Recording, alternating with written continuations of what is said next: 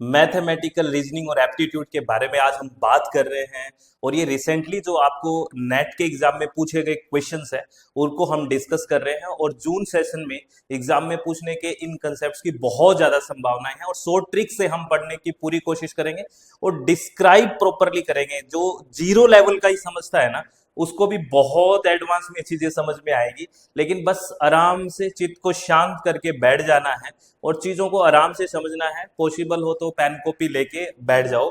चलो, पहला क्वेश्चन हमारे पास क्या है? पहला क्वेश्चन है, two cyclist cover the same distance. अब यहाँ पे देखो, इस चीज में याद रखना कि क्या चीज अंडरलाइन करनी है। यहाँ पे देखो सेम डिस्टेंस की बात की गई है, तो आप ये ध्यान रखें यहाँ सेम डिस्टेंस है at 15 किलोमीटर पर हार एंड 16 किलोमीटर पर हार। यहाँ पे ये स्पीड दे रखी है respectively. If one cyclist take 16 minutes longer than the other, then the distance travelled by each cyclist is. क्या है क्वेश्चन? दो साइकिल चालक क्रमशः 15 किलोमीटर प्रति घंटा और 16 किलोमीटर प्रति घंटा पर समान दूरी तय करते हैं। यदि एक साइकिल चालक दूसरे की तुलना में 16 मिनट अधिक समय लेता है तो प्रत्येक साइकिल चालक द्वारा तय की गई दूरी क्या है? आपसे ये क्वेश्चन पूछा है। इसको बहुत आराम से देखते हैं। यहाँ पे डिस्टेंस सेम है, यानी कि दूरी है वो सेम है, हमें क्वेश्चन में दे रखा है, तो डिस्टेंस को हमने डी मान लिया। ठीक है। अगर हम फॉर्मूले की बात करते हैं तो आपको पता होगा, चाल यानी कि स्पीड, चाल बराबर दूरी बटे समय, यानी कि दूरी डिस्टेंस, और समय यानी कि टाइम। ये फॉर्मूला आपको पता है। ठीक है। चाल यानी कि स्पीड, चाल बराबर दूरी बटे समय। ये तो सबको पता है कि चाल निकालनी हो तो कितनी दूरी तय करी है, उसमें कितना समय में तय करी है, दूरी का समय का भाग दे देंगे तो चाल आ जाएगी।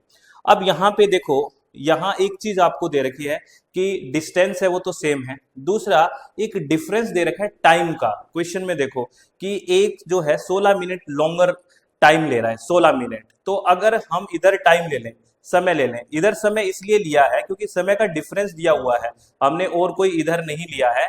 यही गलती होती है कि फॉर्मूला कैसे बनाएं। हमने समय इधर इसलिए लिया क्योंकि जो डिफरेंस दे रखा है वो समय का दिया हुआ है। तो अगर इसी फॉर्मूले को मैं अगर समय के साथ करूं तो क्या हो जाएगा? दूरी बटे चाल हो जाएगा। दूरी बटे चाल, सीधा सीधा कुछ नहीं, बस चाल को इधर ले गया, समय को इधर ले आया, यानी कि डिस्टेंस अपॉन टाइम हो गया। ठीक है।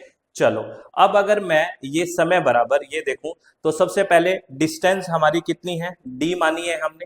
ठीक है ना, क्योंकि डिस्टेंस कॉमन मानी है डी, क्योंकि समान है तो डी। और पहली जो चाल है वो कितनी है? 15 किलोमीटर पर हार है, यानी कि एक घंटे में 15 किलोमीटर चल रहा है तो 15। ठीक है। और इस दोनों का जो डिफरेंस है टाइम का, वो कितना है? डिफरेंस है मतलब हम माइनस करेंगे डी दूरी, और समय दूसरे की चाल कितनी है? 16 किलोमीटर पर हार है, ये है। और इन दोनों का जो टाइम का डिफरेंस है वो 16 मिनट है। तो आपको ये देखना है वो मिनट में है, और सारी बातें जो दे रखी है वो किलोमीटर पर हार घंटे में है। 16 मिनट को हम घंटे में बदलेंगे, यानी कि 16 मिनट है, घंटे में बदलेंगे तो डिवाइड बाई 60 करेंगे, या इसको काट दो, 4 चौके 16 और 15 चौके 60। ये हमारे पास ये चीज आ गई। ये आपको समझ में आया कि ये क्यों आया, कैसे आया? अगर ये चीज समझ में आ गई तो हमें डी की वैल्यू निकालनी है, यहाँ से बहुत आराम से डी की वैल्यू आ जाएगी। ठीक है। यानी कि D15 minus D16 is equal to 4/15। ये इसलिए माइनस है क्योंकि टाइम का डिफरेंस दिया हुआ है ना, टाइम का डिफरेंस है तो हमने इसको माइनस किया। तो अब हम एलसीएम ले लेंगे क्योंकि ये घटाना है। D15 में से D/16 घटाना है, तो अब 15 छिके 90, जीरो, और 15 एकम 15 और 9 कितना हो गया? 24। 240 एलसीएम आ गया। तो इधर क्या आ गया? 15 को 16 से करेंगे, आ गया 16D माइनस इधर 16, 15D आ गया। ठीक है, ये पता है ना कैसे आ गया? तो और इजकल टू किसके बराबर है? ये 4/15 के। ये यहाँ तक बात कहीं भी समझ में नहीं आए वो पूछ लेना है आपको। तो यहाँ 16 में डी में से एक 15D गया, यानी कि D/240 है ना, इजकल टू 4/15। तो ये क्रॉस मल्टीप्लाई करोगे आप तो क्या हो गया? क्रॉस मल्टीप्लाई करो तो इधर हो गया 15D है ना, इजकल टू 24 के कितना हो गया? 0, 4 चौके 16 है ना, और 4 दूनी, यहाँ देखो इसको इंटू करो है ना, 4 चौके 16, 4 दूनी 8 और 1 9, और D इजकल टू 960/15, तो कितना आ गया? अब आप इसको देख लिए, 15×6 = 90, है ना, 15×6 = 90, और यहाँ पे 4 और 0, यानी कि कितना बच गया? 15×6 = 90, 6, 15×4 = 60, 64, तो 64 किलोमीटर का डिस्टेंस आ गया। सॉरी, डी निकाला है ना, तो 64 किलोमीटर आ गया, 64। देखिए पहला ऑप्शन कैसे आया, आराम से समझ में आया कि नहीं आया? नहीं आया? आया कमेंट बॉक्स में पक्का बताइए। सीधा सीधा हमें जो चीज कॉमन दे रखी है, सेम डिस्टेंस है, इसको हमने डी माना था, ठीक है। और उसके बाद हमने टाइम को इसलिए उधर लिया क्योंकि टाइम में डिफरेंस दे रखा है ना, कि 16 minute longer than the others, है ना, ये टाइम का डिफरेंस दिया हुआ है, तो इसलिए हमने माइनस लिया, और ये डिफरेंस 16 मिनट का है, तो मिनट को हमने हार्स में बदला, 4/15 हो गया। अब उसमें एलसीएम लिया हमने, 15 और 16 का एलसीएम 240 आ गया। फिर हमने इससे बेसिकली तो सिंपल आपको पता है कि कैसे बटे वाली चीज को कैसे माइनस करते हैं, माइनस किया, सीधा क्रॉस मल्टीप्लाई करके राइट ऑप्शन ये आ गया। ठीक है, समझ में आ गया? ठीक है, तो राइट ऑप्शन 64 आ गया। नेक्स्ट क्वेश्चन पे चलते हैं, और नेक्स्ट क्वेश्चन से पहले आपको मैं बता दूं कि अपनी जो वेबसाइट है www.swmg.in, और प्ले स्टोर में मोबाइल ऐप है SWMG, यहाँ पे कंप्लीट पेपर 1 पढ़ रहे हैं, PYQs के साथ थ्योरी का भी बैच इस जून सेशन के लिए ओपन है। विलिंग है तो आप ज्वाइन कर सकते हैं। चलो नेक्स्ट क्वेश्चन, इस क्वेश्चन में आपको पेन कॉपी उठाने की जरूरत ही नहीं है, बहुत ही सिंपल क्वेश्चन है बेसिकली। अब देखिए क्वेश्चन क्या कह रहा है, यहाँ पे आपको सक्सेसिव डिस्काउंट दी हुई है, यानी कि कर्मिक छूट दी हुई है, और इधर आपको इक्विवेलेंट डिस्काउंट दिया हुआ है कि वो किसके बराबर है। तो आपने, मैं अगर एक सिंपल सा एग्जांपल लूं कि आपको कोई 90% प्लस 10% डिस्काउंट दे रहा है, इसका मतलब क्या होता है? इसका मतलब 100% नहीं होता, ये ध्यान रखना, 100 से कम होता है। कई बार आप मॉल वगैरह में जाते हो तो ऐसे लिखा रहता है ना, 80% प्लस 20%, इसका मतलब 100% नहीं है, फिर तो वो मुफ्त में ही हो जाएगी। इसका मतलब होता है कि सक्सेसिव, पहले आपको 100 रुपए की कोई चीज है तो 90 रुपए डिस्काउंट मिल गया, ठीक है ना, यानी कि ये चीज 10 रुपए की हो गई। अब इस 10 रुपए पे 10% का छूट मिलेगा, यानी कि 100 की होती तो 10 रुपए की छूट मिलती, 10 रुपए की है तो 1 रुपए छूट मिल गई, इसमें ये 9 रुपए की चीज हो गई। इस तरह से ये चीज है, आप मेरी बात समझ रहे हो? तो अब यानी कि 100% से तो ये कम होएगा, यानी 90+10, तो ऐसे ही हमारे को क्वेश्चन दे रखा है कि 10% प्लस 15% का कोई डिस्काउंट है, तो ये 25% से नीचा होएगा। सीधी सीधी बात है, क्योंकि 10% और 15% सक्सेसिव डिस्काउंट दे रहा है, तो पहले 10 देगा, फिर जो अमाउंट आ गई उस पर 15% डिस्काउंट देगा, तो ये जो डिस्काउंट होगा वो टोटल 25% से तो कम होगा, 25% से तो कम होगा, बिल्कुल। तो 25% से नीचे वाला ऑप्शन देखो कौन सा है, तो और सारे 25% से ज्यादा है, सिर्फ यही है, तो ए के साथ 3 मैच हो जाएगा। देखो कोई भी आपको मैच करने की जरूरत ही नहीं है, और ए के साथ 3 मैच होते ही एक ही ऑप्शन है, थर्ड ऑप्शन A3 वाला, और सारे में ये चीज एप्लीकेबल है, कोई पेन कॉपी उठाने की जरूरत नहीं है। जैसे ये 20% प्लस 30% है, तो टोटल कितना हो गया? 50% हो गया ना, तो 50% से नीचे वाला ऑप्शन देखो कौन सा है, तो 50% से नीचे वाला ये है 44, है ना।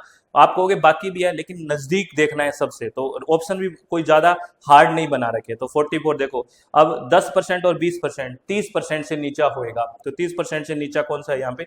28%, तो सी का 1 आ गया, देखिए। और 10% और 25% 35% से नीचे होगा, 25 और 10 35, इससे कम, तो 32.5 हो गया, तो राइट ऑप्शन थर्ड हो गया। देखो कितना इंपॉर्टेंट और सिंपल क्वेश्चन है, आप बात समझ गए ना, बहुत इंपॉर्टेंट है। आपको पेन कॉपी उठाने की जरूरत नहीं है, बस कंसेप्ट को समझने की जरूरत है, ये आपको ध्यान रखना है, ठीक है। चलो अब नेक्स्ट क्वेश्चन है, आपको सीरीज को कंप्लीट करना है कि कंप्लीट द फॉलोइंग सीरीज। अब आपको यहाँ पे नंबर पता होना चाहिए, है ना, कि कितने नंबर पे क्या है। तो अगर नंबर आपको पता है, जैसे यहाँ पे आपको दे रखा है N7V, ये दे रखा है, K9T दे रखा है, उसके बाद H20R दे रखा है, उसके बाद यहाँ पे क्वेश्चन मार्क है, और उसके बाद B21N है, यानी यहाँ आपको देखना है। तो चलो देख लेते हैं, आप इसको नंबरिंग आपको अगर आती है ना तो बहुत आराम से हो जाएगा। एन कितना होता है? मैं तेरा, मन, है ना, तो मन M13 पे होता है, मैं तेरा, N14 पे हो गया 14, और के कितना पे होता है? 11 पे, दो दो टांगे सी है ना, ये 11 पे कर दो। H8 पे होता है, तो यहाँ देखिए 11 के बाद 14 के बाद 11 आ रहा है, यानी कि -3 हो रहा है। 11 के बाद यहाँ पे कितना आ रहा है? 8 आ रहा है, तो -3 यहाँ पे हो रहा है। और सीधी सी बात है, यहाँ पे फिर -3 होगा, यानी कि 5 नंबर पे क्या है वो आएगा, तो ई आ गया। और आगे वाला भी फिट बैठ रहा है। 5 में से फिर अगर 3 घटाएंगे तो 2 वाला आना चाहिए, 2 पे बी आता है, बिल्कुल सही बात बैठ रही है। तो यहाँ तो ई आ गया, तो सबसे पहले ई आएगा और ई 3 ऑप्शन में है। चलो आगे देख लें, आगे देखते हैं। यहाँ तो ई एक पहला डिसाइड तो हो गया। उसके बाद देखो यहाँ पे 7 है, ठीक है, 7 के बाद 9 है यानी कि +2 हो रहा है, और 9 के बाद क्या है 12 है यानी कि +3 हो रहा है। अब 12 के बाद देखो पहले हुआ 7 के बाद 2 2 7 और 2 9, 9 और 3 12 है ना, 12 और 4 16, 16 और 5 21, तो यहाँ देखो 21 आ रहा है ना, तो यहाँ पे 16 आएगा, तो E16, तो E16 में एक ही ऑप्शन है थर्ड, ये आ गया, ठीक है ना। बिल्कुल इजी क्वेश्चन है, बस आपको जो हम लेटर्स की बात करते हैं है ना, अल्फाबेट में जितने लेटर है उनको आप बिल्कुल याद कर लीजिए कि कौन सा किस पोजीशन पे आता है, तभी ये चीज ठीक होगी, ठीक है। और ऐसे ही आप ये कर लीजिए कि ये कितने नंबर पे, ये कितने नंबर पे, ये वैसे ही पी आ जाएगा, ठीक है ना, तो आ जाएगा। चलो बहुत बढ़िया, आगे बात करते हैं नेक्स्ट क्वेश्चन के बारे में। नेक्स्ट क्वेश्चन क्या कहता है देखिए, इसके लिए भी मैं एक आपको बहुत अच्छी सी शॉर्ट ट्रिक बताऊंगा। बहुत सारे बच्चे इसको डिवाइड करने बैठ जाते हैं, डिवाइड नहीं करना, बहुत सिंपल तरीके से करना है इसको, देखना मैं आपको भी बात करूंगा। आपको बोला है arrange the following fraction in ascending order, आपको फ्रैक्शन दिया हुआ है ना, अंशों को आरोही क्रम में व्यवस्थित करना है। आरोही मतलब बढ़ते हुए क्रम में, यानी कि सबसे कम मान, फिर ज्यादा मान, फिर उससे ज्यादा, फिर उससे ज्यादा, फिर उससे ज्यादा, यानी कि बढ़ते हुए क्रम में। तो आपको 2/3 दिया हुआ है, ठीक है, उसके बाद दिया हुआ है 7/19, उसके बाद दिया हुआ है 9/11, ठीक है, उसके बाद दिया हुआ है 8/9। थोड़ा समझने में टाइम ले लो, फिर कोई दिक्कत नहीं है, आपका आराम से क्वेश्चन हो जाएगा, फिर 1 मिनट में फटाफट कर दोगे, 30 सेकंड में। अब एक तो है कि आप ऐसे ऐसे भाग दो, 2 में 3 का भाग दो, 7 में 19 का भाग दो, 9 में 11 का भाग दो, 8 में 9 का भाग दो, 7 में 9 का भाग दो, जो वैल्यू आए उसको अरेंज करो, इस तरह का हो जाता है। तो ये बहुत ही टाइम कंज्यूमिंग हो जाता है, तो इसको एक बिल्कुल सिंपल तरीके से करो। 2 और 3 में डिफरेंस कितने का है, 1 का, तो ये 2/1 लिख दो। 2 और 3 का डिफरेंस कितना है, 1 का डिफरेंस है ना, तो वो नीचे लिख दो, तो 2/1 आ गया। 2/1 कितना होता है 2, तो ये वैल्यू आ गई 2, ऐसे मानो एक बात, ठीक है। और बेसिकली 7/19 का, 19 और 7 है ना, क्या कितना डिफरेंस है 12 का, तो 7/12 लिख दो, 7/12, तो 7/12 कितना आ गया, आप इसको 72 मान लो एक बार, 12 छिके 72, यानी कि 0.6 से कम आएगा ना, यानी कि 0.5958 मान लो, ये आ गया, ठीक है। अब 9/11 है, तो 2 का डिफरेंस है, देखना 2 का डिफरेंस है, तो 9/2 लिख दो, तो 9/2 कितना आ गया 4.5, है ना, बिल्कुल सिंपल हो रही है ना चीजें, बहुत आराम से देखो, बहुत आराम से चीजों को देखो, ठीक है। उसके बाद 8/9 आ रही है, 8/9, 8 और 9 में 1 का डिफरेंस है, तो 8/1 कर दो, कितना आ गया 8 ही आ गया। अब 7 और 9 में 2 का डिफरेंस है, तो 7/2 कर दो, यानी कि 3.5 आ गया।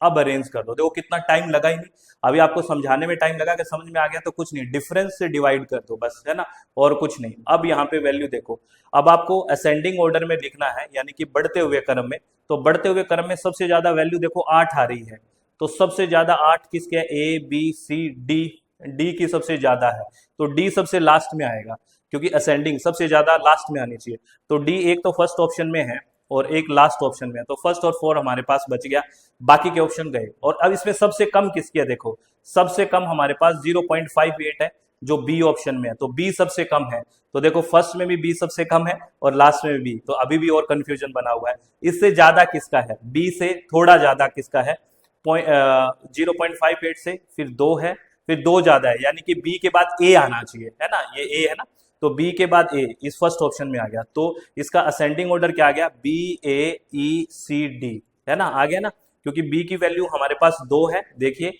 है ना, सॉरी बी की वैल्यू हमारे पास कितनी है 0.58 है बी की वैल्यू, और यहाँ पे जो ए है उसकी वैल्यू हमारे पास 2 है, ठीक है, ई की वैल्यू हमारे पास 3.5 है, ठीक है, और बेसिकली सी की वैल्यू हमारे पास है 4.5, है ना, देखिए 4.5, और डी की वैल्यू हमारे पास 8 है, तो ये असेंडिंग ऑर्डर आ गया, बढ़ता हुआ क्रम आ गया, तो राइट ऑप्शन हो गया। तो आपको क्या करना है, जो ऊपर और नीचे की वैल्यू है उसका डिफरेंस ले लेना है और डिफरेंस से डिवाइड कर देना है, तो कितना इजी हो गया, देखो बिल्कुल इजी चीज हो गई, ठीक है। चलो बहुत बढ़िया, नेक्स्ट क्वेश्चन के बारे में बात करते हैं। अब नेक्स्ट क्वेश्चन में आपको ये पूछा है, आपके इधर वर्ड दिए हुए हैं, है ना, और आपको उधर उनके कोड से मैच करना है। तो ये भी बहुत सिंपल है बेसिकली। तो देखो CRAB है, आपको CRAB, तो आपको सीधा सीधा देखना है कि कौन कौन से किस पोजीशन पे आता है। तो ये 3 नंबर पे है ना। RST, T 20 पे आता है, इजोटी याद करना ना, तो T 20 पे आता है, T से पहले क्या आता है, S 19 पे, R 18 पे आ गया, तो R 18 पे, A आपको पता है 1 पे आ गया, B है वो 2 पे आ गया। तो कितना हो गया, 18 और 2 20, 20 और 3 23 और 1 24, यानी कि ये का मतलब 24 है। तो ए का मतलब 3, ए का मतलब 3 में हमारे पास 2 ऑप्शन है, यानी कि फर्स्ट ऑप्शन कट गया और फोर्थ ऑप्शन कट गया। तो अब चलो बी का देखते हैं, BARK, BARK। तो BARK में क्या है, बी का कितना है, 2 है, ए का 1 हो गया, आर का वो 18 हो गया, और के का आपको पता है 11 हो गया। तो कितना हो गया, 18 और 2 20, 20 और 11 कितना हो गया, 31 और 1 32, 32 हो गया इसका। तो चलिए मैच करिए, बी के 1 हो गया, तो बी का 1। तो ऐसा ऑप्शन हमारे पास थर्ड ऑप्शन है, ए का 3, बी का 1, सी का 4, डी का 2। बस आपको क्या करना है, इन लेटर की जो पोजीशन है वो आपको सिर्फ ऐड करनी है और कुछ नहीं। और ये आपको पता कैसे चलेगा, प्रैक्टिस से।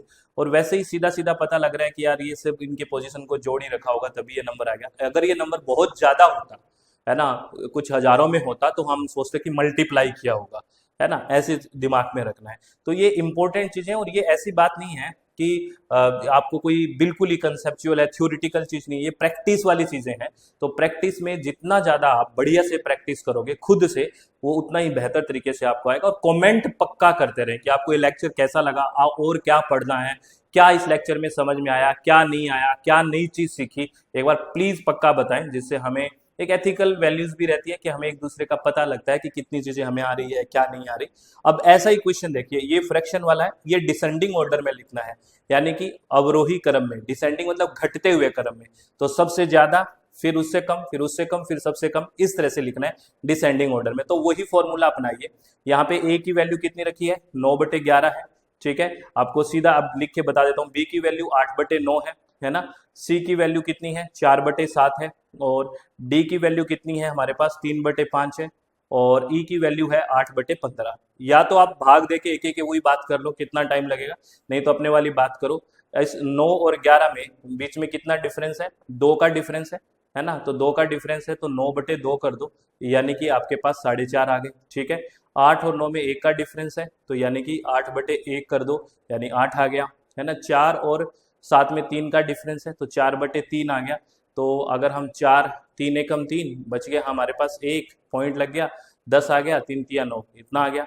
3 और 5 में जो डिफरेंस है वो 2 का है, तो 3/2 कर दो, यानी कि ये आ गया 1.5।